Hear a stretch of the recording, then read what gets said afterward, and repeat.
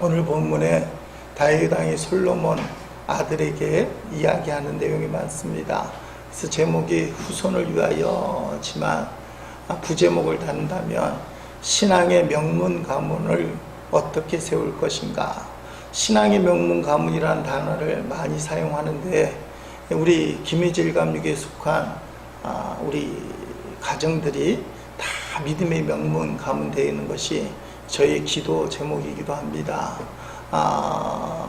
혹시 결혼을 못해서 자녀를 못 낳더라도 그 생전의 모습, 표현이 좀 그렇긴 하지만 참 명품 신앙이었다. 그런 것들, 오늘 말씀의 핵심은 어떻게 하면 우리 후손들에게 믿음을 잘 전해서 자손되되 하나님의 축복을 누릴 것인가, 그걸 살펴보고자 합니다. 우리나라 기독교 역사 중에 이런 인물이 누굴까 자료를 찾다 보니까 컴퓨터 선교회 인명사전에 이런 분이 나옵니다. 유계준 장로님이란 분이 계셔요. 1879년 4월 북측의 평안남도 안주군에서 장남으로 출생하신 분. 이분이 나중에 산정령교회 장로님으로 심우하십니다. 산정령교회에서는 주기철 목사님 그때 신사참배 거부하면서 신앙투쟁을 했는데 같이 신앙투쟁을 했고, 일제시대 때 창씨 개명도 하지 않은 독립운동도 도우시고, 해방 후에는 조만식 장로님하고 건국사업에 앞장섰던 분이 유계준 장로님입니다. 이분의 일화 중에 하나가 주기철 목사님이 옥고를 치를 때 뒷바라지를 유계준 장로님이 다 하니까 일본 순사가 부르는 거예요. 그리고 협박을 하는 겁니다. 주기철 목사를 도와주지 말라. 그랬더니 유계준 장로님이 우리 교회가 교역자라고 모시고 있는 목사님이 지금 감옥에 들어가서 고생을 하고 계신데 그 가족의 생활비마저 어떻게 안 드릴 수가 있습니까? 이게 당당하게 얘기해서 이게 유명한 일화로 남겨져 있습니다. 해방이 되면서 자유를 누릴 겨를도 없이 공산당의 위협에 직면하게 되었고, 탄압이 거세지니까 부인, 이제 8남매 얘기하려고 하는데 자녀 8남매, 주기철 목사님의 유족들을 남쪽으로 대피를 시켰습니다. 올람시킨 거죠. 자신은 평양의 산정령교회 끝까지 남아있다가 기록에 의하면 6.25 전쟁 하루 전날 1950년 6월 24일 날 북한 공산당 보위부에 끌려가서 감옥에 갇히게 되었습니다. 그리고는 전쟁이 상황이 바뀌어지면서 서울이 수복이 되고 북쪽이 밀리게 되니까 석 달 후에 순교당했다. 유계준 장로님이 순교를 당했다. 그렇게 기록이 남겨져 있습니다. 왜 이분을 소개하냐면 스라의 6남 2녀, 아들, 딸, 아들 8남매, 8남매 남겼는데 그분들이 다 유명해. 장남 유기준 장로는 생전에 국립의료원장을 역임했고, 차남 유기영 장로 이남이죠. 부산의대 교수를 지냈고, 삼남 유기선 장로는 의사로서 부산에 거주했다. 사남 유기천 장로는 서울대 총장을 역임했고 30억 원을 모교회 장학금으로 기부해서 기감으로 남긴 사람이다. 오남, 미국 시카고에 거주하고 있는 오남 유기진 장로는 올람 전까지 장기려 박사와 함께 평양 기독병원에서 근무했던 당시 몇 안 되는 외과 의사였으며, 올람 후 포로 수용소에서 군의관으로 일했고 64년 미국으로 건너가서 북미 기독 의료 선교회를 창립했다. 장녀 6.25 권사는 누가 의료원 원장, 그 의사였다는 말이죠. 자녀는 미국 뉴욕에 살고 있는 유기숙 권사님인데 국무총리를 지냈던 이한빈 박사의 부인이다. 막내 육남이죠. 미국 샌디에고에 거주하는 육남 의사였던 유기묵 장로가 있다. 80% 이상이 다 의사 출신, 그리고 자료에 의하면 자식들이 다 잘 살았고 오래 살았어요. 그리고 어떤 결론을 맺느냐면 2004년도입니다. 현재 유계준 장로님의 후손이 모두 106명인데 사회 각계에서 유명 인사로 활동하고 있다고 한다. 별로 놀라진 않으셔요. 유계준 장로님 그 집이 106명인데 또 어떤 자료 보니까 설교, 목사님들 설교를 인용할 때 자료는 근거가 찾기 참 힘든데 124명, 요 근래는 124명이라는 표현을 쓰고 다 잘 먹고 잘 산다, 성공했다.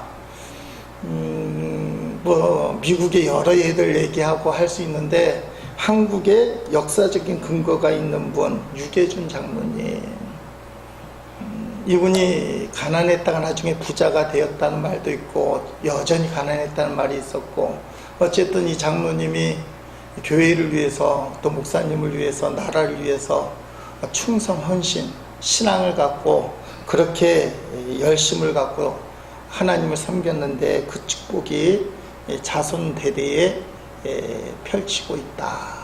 하나님이 복을 주셨다. 이런 신앙의 명문 가문, 이런 가문을 꿈꾸시고 그런 명문 가문이 다 되는 여러분들이 주인공이 되시기를 주의 이름으로 축복합니다. 그러기 위해서는 우리가 하나님이 기뻐하시는 신앙, 이게 중요해요. 하나님이 정말 기뻐하시는 신앙. 부모들, 우리가 신앙을 잘 가져야 됩니다. 자녀는 부모의 거울이라는 말이 있습니다. 자녀가 행동하는 것을 보면 그 부모가 어떤지를 알 수 있다. 그 말이죠. 그러니까 자녀를 통해서 그 부모님의 됨됨이.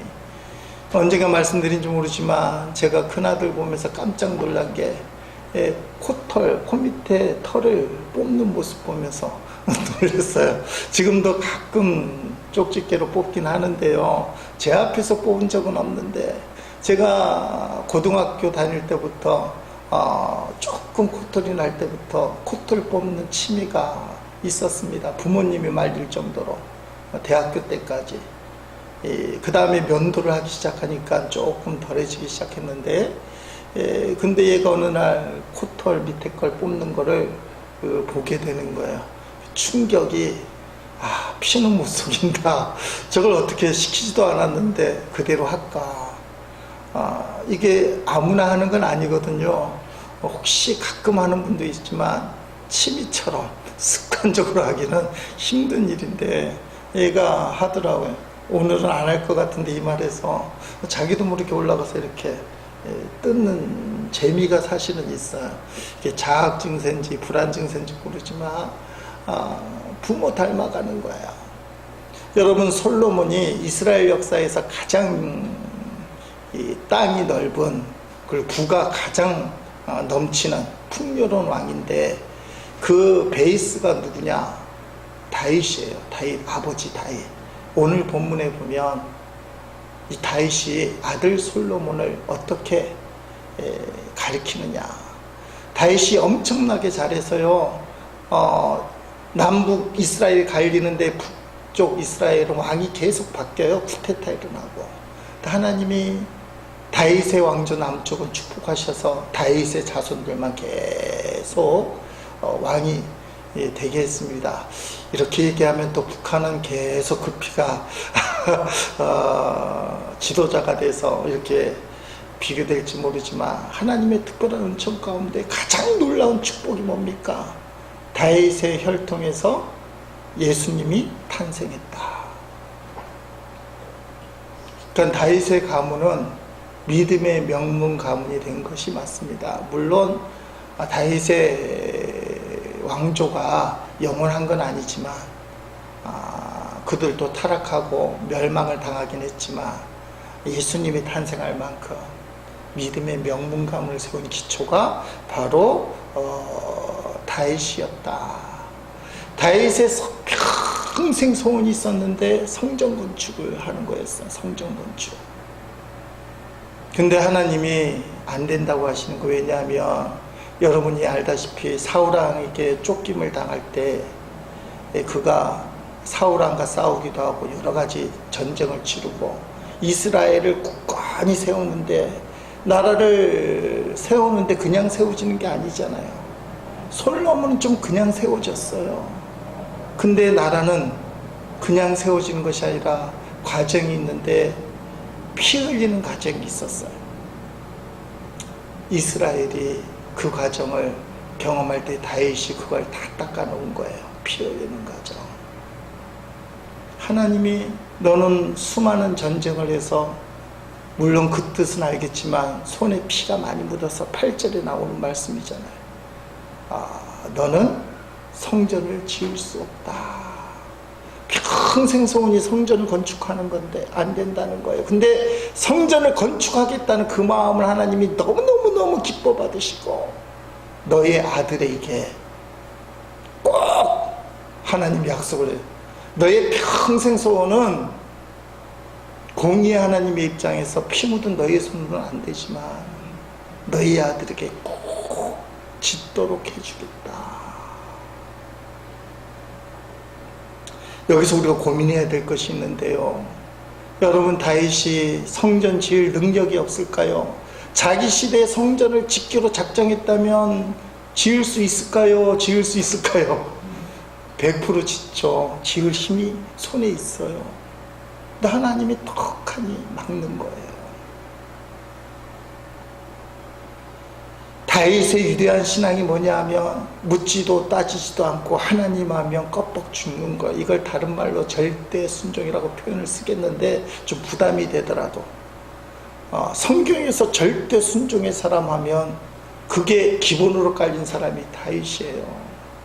묻지도 따지지도 않고 짓지 말라 하니까 지을 수 있는 힘이 충분한데도 그리고 성전 지을 준비만 잔뜩 해요. 오늘 본문에 나오는 2절부터의 내용이 그 내용 아닙니까? 석수들 모으고 다듬고 놋도 모으고 성전 지을 수 있는 준비물을 엄청 준비해요. 짓지도 못하면서.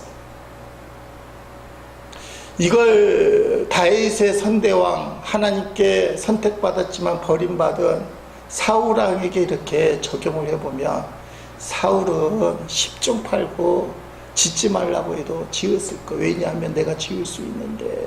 하나님의 은혜로 왕이 되었지만 사울왕은 하나님이 안중이 없었어요. 참 은혜를 받을 때 하나님 앞에 겸손했지만 점점 자기가 커지는 거예요. 가장 대표적인 게 언약궤 사건 아닙니까? 하나님 은혜로 왕이 되었지만 하나님의 임재를 상대, 하나님 자체예요. 언약궤가 기앗 여아림에 방치되어 있었어요. 어쨌든지 간에 사울왕이 왕이 됐을 때. 근데 그 언약궤에 대한 언급이 사울왕 때는 한 번도 없어요. 하나님께 관심이 없었다는 거예요. 하나님 은혜로 왕이 되었는데. 근데 다윗이 명실공히 12지파의 왕이 돼서 예루살렘의 수도를 딱 정하고 나오는데 첫 번째 한 일은 뭐라고 그랬어요? 2주 전쯤에 우리가 나눈 은혜의 말씀인데, 언약궤를 예루살렘으로 가져오는 거. 다윗은 철저하게 하나님 중심의 사람. 그 내용은 계속 볼 거예요. 사울왕 같으면 하나님 뭐라고 하든 자기 생각, 자기 판단이 앞서가는 거예요. 하나님이 허락하면 좋은데 허락하지 않아도 할기라. 다윗이 골리앗을 죽이면서 순식간에 국민 영웅이 되는 겁니다. 사람들이 다윗을, 그 꼬마 아이를 적군 골리앗을 죽인 국민의 위대한 영웅으로 떠받기 시작하니까 사울왕이 잽싸게 딸을 줘서 사위를 삼았어요. 자기 식구로 만들었어요. 근데 이게 돌아가는 게 좀 이상한 거예요. 사울이 죽인 사람, 죽인 원수는 천천인데 다윗이 죽인 원수는 만만이다. 국민들의 마음이 다윗으로 가니까 그 다음 왕은 다윗이 되면 좋겠다. 그리고 들리는 소문에 의하면 위대한 선지자 사무엘, 사울 왕에게 왕의 기름을 부은 그 왕을 결정하는 선지자 사무엘이 몰래 가서 다윗에게 왕의 기름을 부었다라는 소문이 도는데, 성경에 보니까 그건 팩트예요. 진짜. 그 소문은 진짜예요. 근데 이게 몰래 한 거예요. 사울왕이 알면 사무엘도 죽이려고 할 테니까. 그래서 사울왕이 이때 하나님의 뜻이고, 좀 표현이 그렇긴 하지만 그건 소용이 없어. 다윗을 그냥 놔두면 내 아들 요나단이 절대로 왕이 될 수 없어. 그래서 사울왕이 무지막지하게 사임 다윗을 죽이려고 달려들잖아요. 하나님의 보호로 다윗이 살아남지만, 근데 사울의 최후가 어떻습니까? 블레셋하고 전투하면서 아들 다 잃고 자기도 비참하게 전사하고 말아요.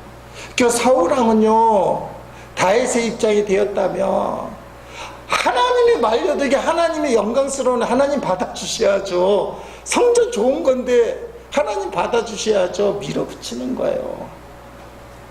이런 일들이 우리 한국 사회에, 한국 교회도 많은데, 그래서 엄청난 예배당을 쟀다가 현실법을 어겨서 뜯어야만 되는 일들이, 그것도 몇십억 들여서 예배당을 뜯어 고쳐야 되는 일들이 있어요. 하나님의 뜻이라고, 하나님의 영광이라고 밀어붙였는데 그게 진짜 하나님의 뜻일까? 남 얘기하지 말고 우리는 다윗과 같은 사람일까? 사울과 같은 사람일까? 하나님, 이거 하나님 위한 거니까 무조건 받으셔야 돼요. 하나님 영광을 위한 내 동기가 있으니까 이건 옳은 겁니다. 하나님이 하지 말라고 하는데도 사람들이 다 봐도 이건 좋은 일이야. 사람들이 다 봐도 이건 하나님의 영광을 위한 일이라고 우기면서 밀어붙이면 사울이 되는 거예요. 근데 다윗은 안 밀어붙여요. 허락한 범위 내에서 최선을 다해서 준비만 하는 거예요.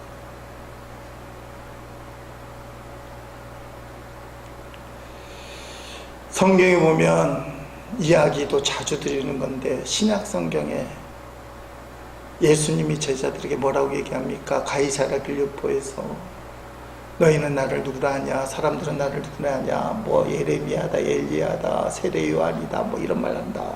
너희는 도대체 나를 누구라 하냐? 주는 그리스도시요 살아계신 하나님의 아들이십니다. 베드로가 이 고백 마태복음 16장 16절 너무 좋으셨어요. 너가 안게하시아니다. 하나님께서 가르쳐 주셨다. 그러면서 그 신앙 고백 위에 교회를 세우겠다. 그 다음에 하는 말씀이 천국 열쇠를 주겠다. 이 천국 열쇠는 땅에서 매면 하늘에서 풀리는 능력이고, 땅에서 풀면 하늘에서 풀리는 놀라운 힘이다. 교회가 그런 힘을 갖고 있어. 천국 열쇠. 이게 엄청난 축복이에요. 근데 예수님이 판단하기에 이제 우리 제자들이 주는 그리스도시요 살아계신 하나님의 아들이십니다는 신앙 고백을 하니까 이 말을 해도 되겠다. 그래서 바리새인들, 대제사장들에게 끌려가서 고난을 당한다. 십자가에 죽는다. 그리고 3일 만에 살아난다. 근데 이 메시지를 처음 들은 사람들의 반응이 충격이잖아요. 여러분 잘 아는 내용입니다. 마태복음 16장 22절에 예수님을 붙들고 베드로가 이렇게 얘기해요. 이 베드로가 예수를 따로 붙들고 주님 안 됩니다. 절대로 이런 일이 주님께 나서는 안 됩니다 하고 말하면서 예수님께 대들었다. 대들었다는 표현이 좀 거슬리긴 하지만 이게 인간적으로 맞는 얘기잖아요. 스승이 십자가에 죽는다는데 어떤 제자가 가만히 있어요? 안 됩니다. 대들 정도로 예수님이 차갑게 대응하셔. 23절 말씀. 그러나 예수께서는 돌아서서 베드로에게 말씀하셨다. 사탄아, 내 뒤로 물러가라. 너는 나에게 걸림돌이다. 너는 하나님의 일을 생각하지 않고 사람의 일만 생각하는구나. 아멘. 인정상 베드로가 맞는 이야기인데 사탄의 짓 것이라는 거예요. 동기도 좋고 순수하잖아요. 근데 사람의 일만 생각하는 것은 사탄의 짓이 될 수 있다. 이 말은 뭐냐? 신앙생활 할 때 난 동기가 순수해요. 믿음이 약한 사람들이 그런 말을 하면 다 수용을 해야 되는데요. 신앙 경력이 좀 쌓이고 뭐 5년쯤 되고 집사님, 권사님, 장로님, 목사가 됐는데 저는 순수한 동기로 했습니다. 이렇게 말하면 안 된다는 거예요. 아직 어린 믿음이군요. 아직 연약한 믿음이군요. 순수한 동기보다 더 중요한 게 성경은 가르치는 데 따릅시다. 주님의 뜻. 이게 신앙생활의 성숙도 깊이입니다. 겉으로 화려하고 좋아 보이고 훌륭해 보이는데 자기만 드러내는 신앙생활, 자기만 드러내는 어떤 업적을 보여주는 그런 모습들은 성숙한 신앙이에요. 하나님의 뜻에 순응하는 다윗과 같은 신앙생활. 최용우 전도사님이 들꽃 편지에 이런 글을 실었어요. 한 몇 년 전 이야기인데 한 장로님이 간증입니다. 젊었을 때 하나님의 뜻대로 살고 싶다고 울며 불며 고백했더니 하나님께서 먼저 어떤 사람을 용서하라고 하셨다. 그런데 저는 그 문제만큼은 절대로 건드리지 마시라는 태도를 취했습니다. 그 외에는 어떤 일이든 다 하겠다고 했지요. 그런데 하나님은 그 일을 평생토록 더욱 집요하게 간섭하셨습니다. 저는 환갑이 넘어서야 겨우 순종할 수 있었습니다. 그 사람 용서했던 것 같아요. 이후에 막혔던 일들이 본물처럼 터져서 하는 일마다 대박이 났습니다. 그런데 저는 너무 늙어버렸습니다. 이제 막 일이 시작된 것 같은데 시간이 없습니다. 젊었을 때 빨리 순종하고 그때부터 하나님의 은혜를 입었더라면 얼마나 좋았을까 하는 후회가 밀려옵니다. 환갑이 넘어서야 어떤 사람을 용서하기 시작했다는 거예요. 이분이 언제 예수를 믿고 어떻게 신앙이 뜨거워졌는지 모르지만 그때부터 하나님이 그 사람을 용서하라고 집요하게 말씀하셨는데도 안 되는 거예요. 우리도 그렇잖아요. 하나님 그것만큼은 안 돼요. 건들지 마세요. 어쩔 수 없어요. 근데 환갑이 돼서야 그게 순종이 됐을 때 하나님이 대박을 보물처럼 허락하셨다. 너무 늦었다. 젊었을 때 빨리 순종하는 방법을 배워야 되는 겁니다. 빨리 순종하는 방법. 여러분 다윗의 모습을 보십시오. 이 사람은 전쟁의 시기였어요. 전쟁의 시기에. 그러니까 성격이 사실은 불같은 사람이고 결단력도 있고 하면 한다는 사람인데 이게 신앙을 잘못 적용하면 이건 하나님의 뜻인데 뭐 밀어붙일 수 있는 성격의 사람이에요. 근데 이 다윗이 위대하게 될 수 있었던 것은 참을 수 있는 거예요. 참을 수 있는 거예요. 하나님의 뜻이라면 내가 칼자를 쥐고 있어도 내려놓을 수 있는 신. 여러분 이런 위대한 지도자가 있고 난 다음에 9절에 보면 솔로몬 시대는 생전의 평안과 안일함을 이스라엘에게 줄 것이다. 다윗의 전쟁의 시대 때 다윗이 이것을 다 품었어요. 혈기 부리지 않고 하나님의 뜻에 절대 순종하는 그 믿음으로 다 품고 나라가 크게 강성할 수 있는 기초를 닦아놓으니까 아들 솔로몬 때 성경 말씀에 평안과 안일함을 이스라엘에게 줄 것이다. 전 이 말씀을 묵상하면서 우리 조국이 너무 가슴 아픈 거예요. 지금 다윗 시대가 맞아요. 전쟁의 시대이고 피가 묻혀있고 어떻게 우리가 잊을 수 있겠습니까? 1950년 6월 25일 유계준 장로님도 소개했지만 많은 신앙의 선배들이 순교당한 공산당에 의하여 사상적인 이유로 순교를 당한 피해 역사가 있어요.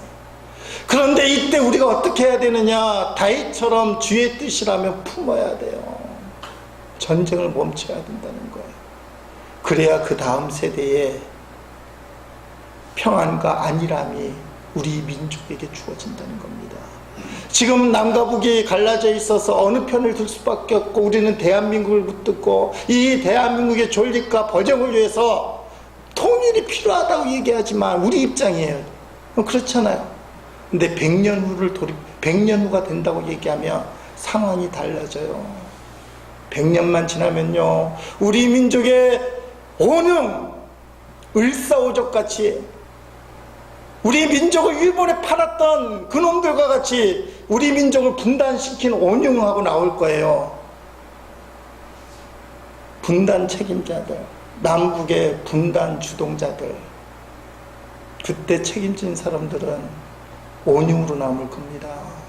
지금 우리 분단 체제에서는 평가할 수 없고 한쪽 편밖에 들 수 없어서 이데올로기 싸움이기 때문에 평가를 못하지만 100년만 지나면 뻔한 평가예요. 을사오적만큼 나쁜 사람들이라고.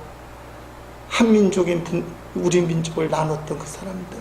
그럼 누가 위대한 지도자로 남겠습니까? 분단 민족을 통일시킨 사람들. 다윗이 지금 그 작업을 하는 거예요. 그 작업의 깊은 곳에는 하나님에 대한 신앙, 하나님의 뜻이라면 내가 순종하겠습니다. 혈기 부리지 않고. 이 넉넉한 다윗의 이 믿음 때문에 이스라엘이 굳건하게 세워지는 거고, 솔로몬 시대에 딱 가니까 9절 말씀에 분명하게 얘기하잖아요. 평안과 안일함을 이스라엘에게 줄 것이다.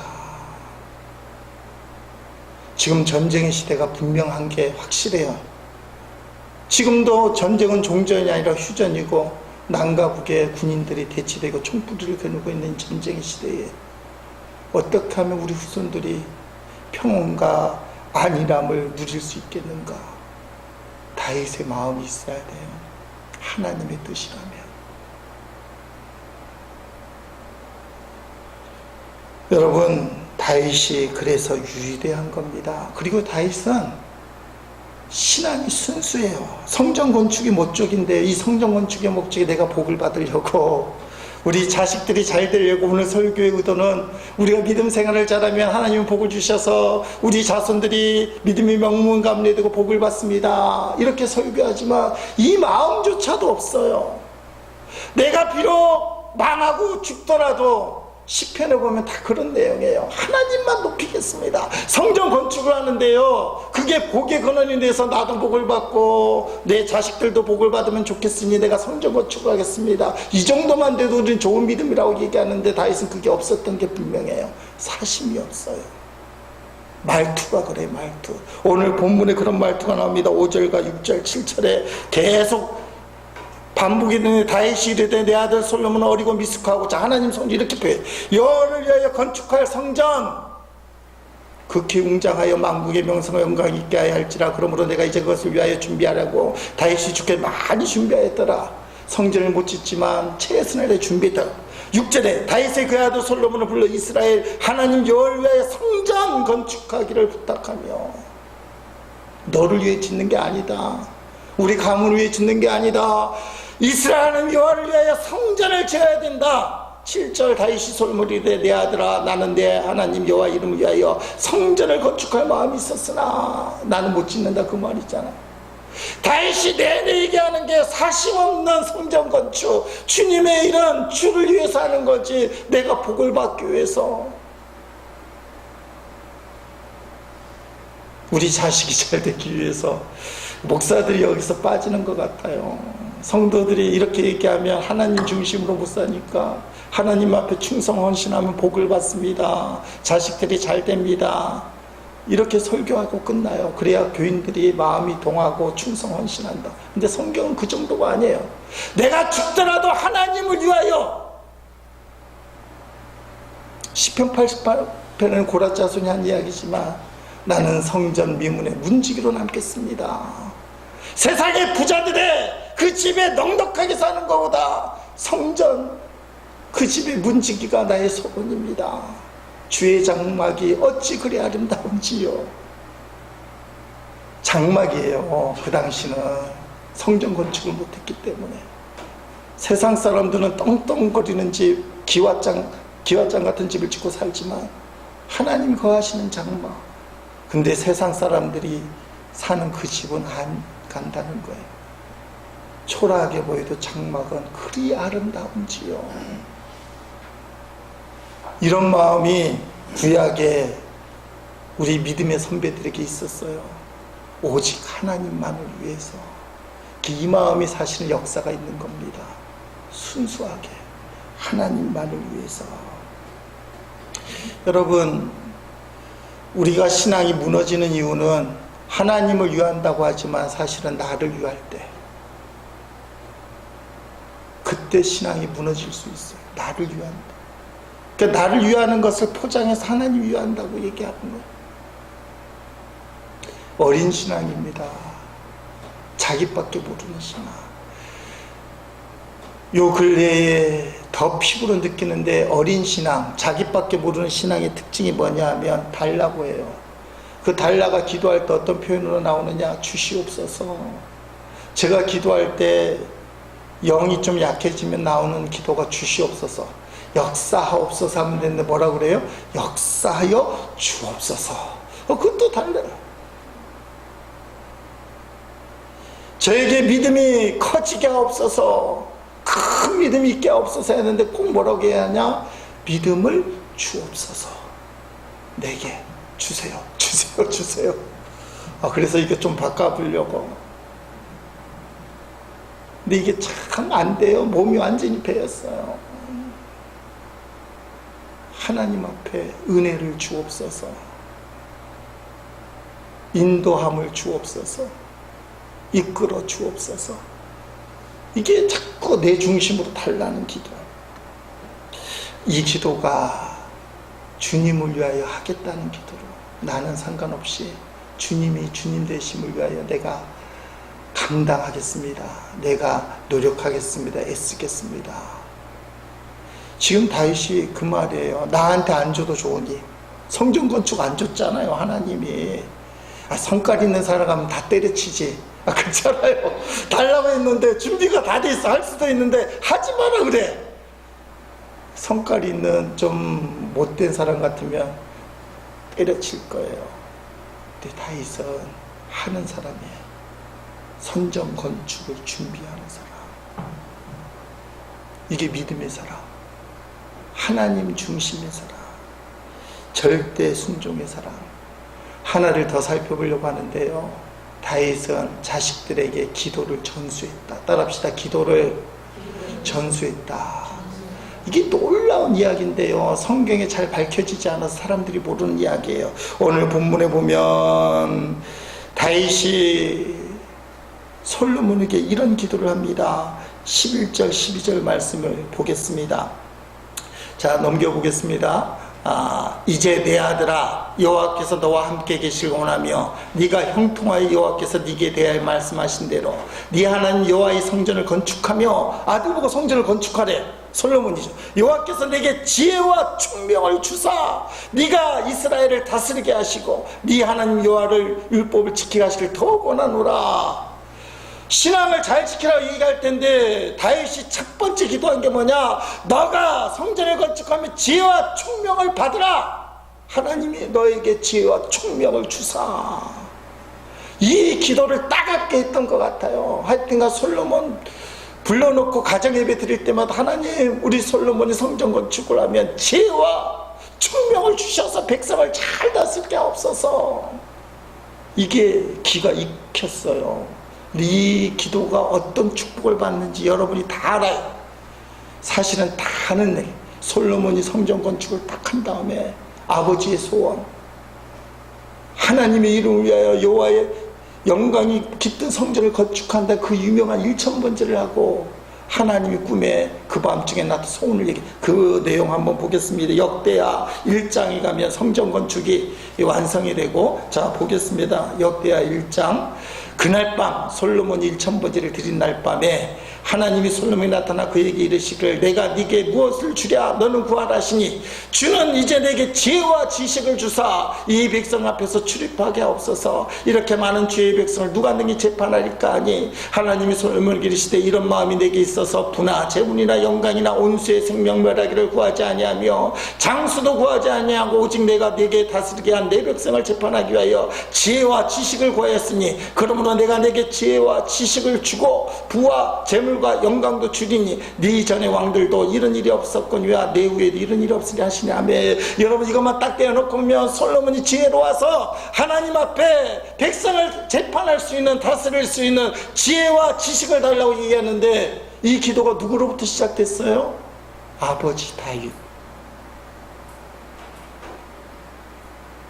기도가 전수된 거예요. 몸에 이 기도로. 가정 예배만 드리면 다윗이 솔로몬 딱 때려놓고 너가 성전 건축을 하면 지혜와 총명을 하나님께서 주시길 원하노라. 지혜와 총명을 주시길 원하노라. 이걸 계속 들은 거야. 그러니까 일천번제도 하나님이 딱 나타나서 너의 소원이 뭐냐 하니 자기도 모르게 딱 태어난 게 백성을 잘 다스릴 수 있는 지혜와 총명 대신에 지식이에요. 지혜와 지식을 주옵소서. 하나님이 이거 대단하네. 이게 무슨 말이에요? 따라합시다. 아버지의 신앙을 그대로 받았구나. 솔로몬이 자기 머리 굴린 게 아니에요. 만약에 자기가 똑똑하다고 생각하면 아버지가 물려준 기도 제목은 딱 내려놓고 다른 거 얘기할 수도 있어요. 근데 아버지 신앙을 그대로 물려받았어요. 기도가 전수가 돼서 딱 누르니까 소원이 뭐냐 누르니까 딱 튀어나온 게 몸에 배인 게 지혜와 총명 지식을 주옵소서. 근데 이게 어떤 축복으로 바뀝니까? 하나님이 너무 기뻐하셔서 구하지 않는 부귀영화 너에게 허락하노라.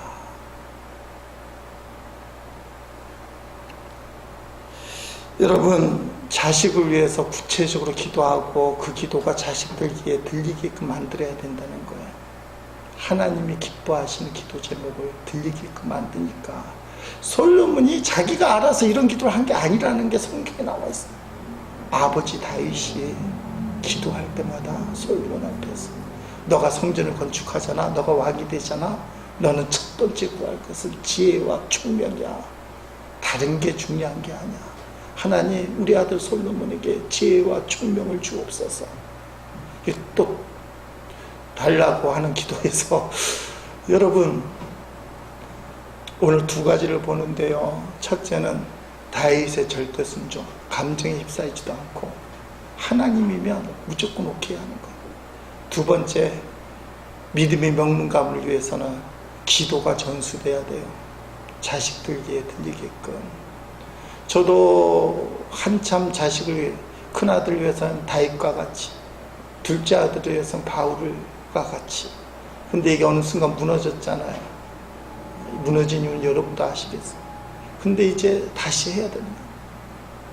남아있는 아들을 위하여 다윗과 같은 아들이 되게 하옵소서. 자식들에게 뭘 남겨줘야 됩니까? 기도 한 문장. 다윗이요 솔로몬에게 기도 한 문장 남겨준 거예요. 너 왕이 되면 할 것도 많겠지, 필요한 것도 많겠지. 첫 번째가 뭔 줄 알아? 하나님 지혜와 총명을 허락하옵소서. 근데 이게요 우리가 보다시피 우리가 잘하는 이야기잖아요. 하나님 너무 기뻐하셔서 원하지 않는 부귀영화 다 주십니다.